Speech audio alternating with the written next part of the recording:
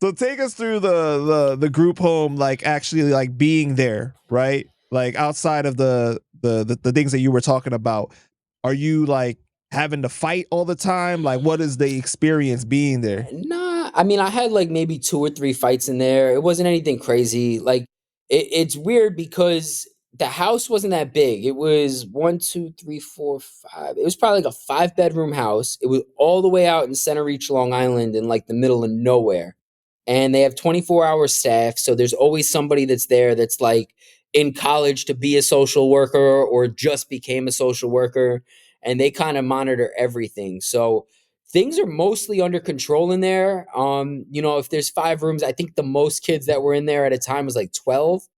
And I think that like I was there for so long that like new people would come at a certain point, and like I was just like the guy there, like, I've been there forever. The staff knew me.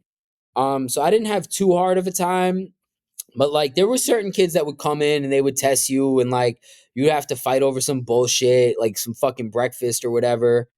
But it wasn't terrible. Like I made friends with a lot of people that were there, and I was still young enough that like I didn't realize like how intense it was. Like I'm just looking at it like I'm at like a sleepaway boarding school camp thing. After being there for a little over a year, they let me go to the high school. So like I went to a public high school. Like I had a little girlfriend at the time. Like, like I couldn't leave the house to do anything but school, but like it was a semi-normal life. It was like living in like a house with like 8 kids that are your age. Don't lie, Mike. You know you was sneaking weed in there and stuff. Well, I did. I snuck weed like once or twice, and it was never good weed, bro. At that time I didn't know shit about getting good bud, and like I remember, bro, I was at the school because I was like one of the few kids. It was like 4 of us that were allowed to go to the school, and I had some kid bring me weed one day. He brought it in like tinfoil, and I put it like in my shoe, like all the way tucked in, and that shit was just like flat and crushed, and it was like the weed in there was not Oh, it. And honestly, bro, they let you smoke cigarettes in there at the time. They cut it off. I think 2008, they passed some law that you couldn't smoke anymore. And these kids freaked out because they would let us have cigarette breaks, even at like 17, 18 years old. They're like, if you have them, you can smoke them. wow. So So, there at the group home, that's when you started writing what emails, messages on MySpace to Rosenberg and everybody from all over. yeah. So take us So, through that. Like, how did you come up with that idea to be like, yo, I'm gonna write to so and so?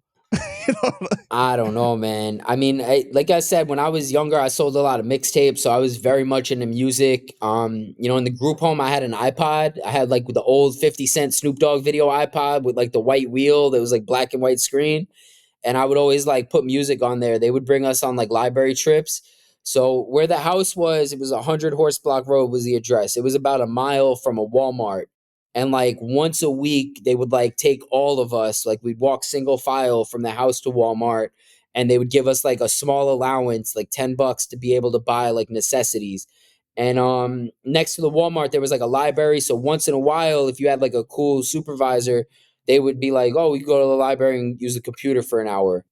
So I was on the computer at the library one day, and I was on MySpace, and I just decided like to just write this thing, and I just wrote like this long thing. And Angie Martinez is the first person I sent it to. Like I wrote the thing in the message to her, and then I just copy and pasted it, and I went to Hot 97's website and I sent it to everybody that worked there.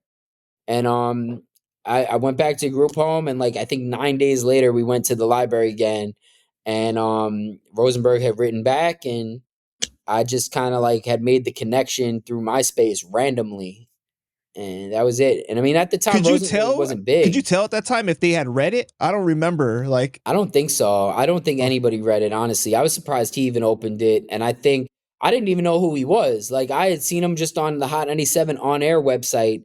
And like, fast forward, it's crazy to think because I met him through just seeing him on that on air tab.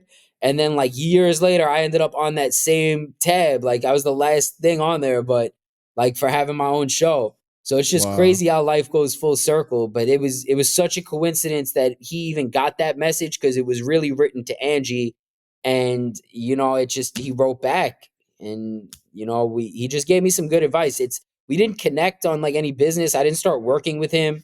I really didn't even work with him until maybe 6 years later. Like at that time, it was just like, yo, go to school and become a broadcaster and like good luck. Maybe one day you'll get an internship here. What did you say to him? I mean, what did you say in the message though? It was like, can you tell me I how wish to? I had it, bro. I really wish I had it. It was one of those moments. I think we all have them where it's just like shit just like boils up and you get very emotional and you just like go off and like write like and I just wrote like this whole thing like it might have even been like a rap, bro. I honestly might have like rhymed a bunch of shit and just like sent a long ass rap and fucking was just like whatever, just to like get shit off my chest. And I think the gist of it was just like I don't know what the fuck to do with myself. Like life sucks, and I want to work in music one day, and any advice you could give me is like appreciated. And yeah, I mean, I really wish I had that message somewhere because I would love to put that out. That's crazy, man. That like you put that out like into like the universe, right? Like it's almost like Yeah, without even knowing. Without even knowing, bro. It's like I always say that shit chose me because I really could have never guessed like at all, bro, that anything would come from that message, let alone what ended up happening down the line with winning tickets and all this other shit.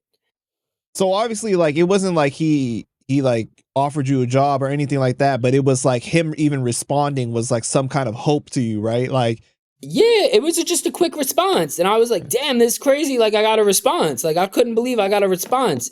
And it was like, it was literally nothing. It was like, yo, thanks for the note, bro. Like, I understand what you're going through. And like, I wish you the best in the future. Maybe take up broadcasting in college and, you could apply for an internship here one day.